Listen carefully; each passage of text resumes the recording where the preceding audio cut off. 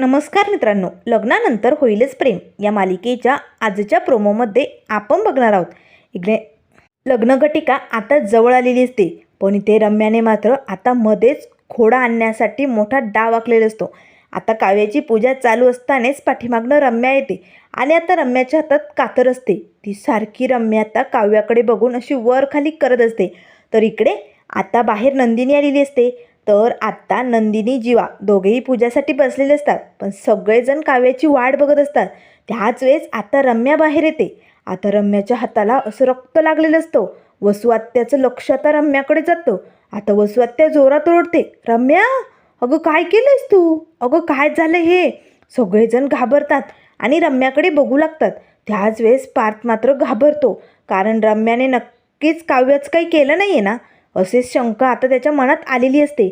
आता मात्र लगेच रम्या रडतच म्हणू लागते, नाही मी काही केलं नाही आहे, मी काहीच केलं नाही आहे, मी खरं सांगते. पण आता पार्थ धावतच, काव्या काव्या कुठे आहात तुम्ही असे ओरडतच आतमध्ये येतो. सगळेजण आता काव्याच्या रूमजवळ येतात.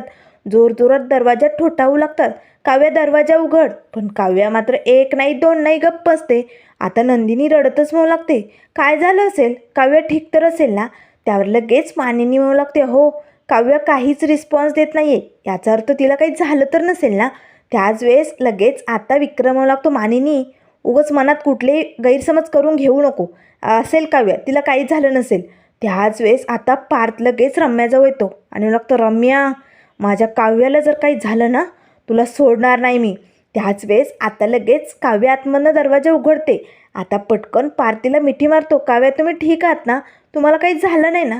रम्याच्या हाताला रक्त. त्याच वेळेस काव्या म्हणू लागते, नाही नाही मी ठीक आहे, तुम्ही घाबरू नका, रम्याच्या हाताला ते रक्त नाही आहे, ते तर माझं कुंकू आहे. आता पाठीमागे लगेच इथे सगळेजण रम्याकडे बघू लागतात, काय कुंकू. तेव्हा लगेच काव्या म्हणू लागते, हो माझं ताटातलं कुंकू सांडलं होतं ना, मी तिला भरायला सांगितलं होतं, तेच लागलं असेल. त्याच वेळेस आता लगेच रम्या हसतच या सगळ्यांकडे बघू लागते. रम्याच्या मनात नेमकं काय शिजतंय हे अजून तरी कुणाला कळालेलं नसतं. पण इकडे आता मंगलाष्टका सुरू झालेले असतात. आता मात्र दोघंही नवरदेव आपल्या नवऱ्यांकडे बघत असतात. तर त्यानंतर आता लगेच जीवा नंदिनीच्या गळ्यात मंगळसूत्र घालतो आणि पाच काव्याच्या. अशा प्रकारे आता हा विधी पूर्ण झालेला असतो. तर इथे सप्तपदी सुरू होते. आता दोनही जोड्या मस्त सप्तपदी घेत असतानाच वचनं घेत असतात. एकमेकांच्या साथीने आयुष्यभर राहायचं, 7 जन्म राहायचं, असे वचनही आता सुरू झालेले असतात. पण त्याच वेळेस आता पार्थ आणि रम्या एकत्र आले पाहिजे असं मनात शिजत असतानाच रम्या मात्र काय करणार हे आपल्याला लवकरच कळेल. त्यामुळे मित्रांनो, अशाच मालिकेंच्या अपडेट पाहण्यासाठी चॅनलला लाईक करा, सबस्क्राईब करा. व्हिडिओ पाहिल्याबद्दल धन्यवाद.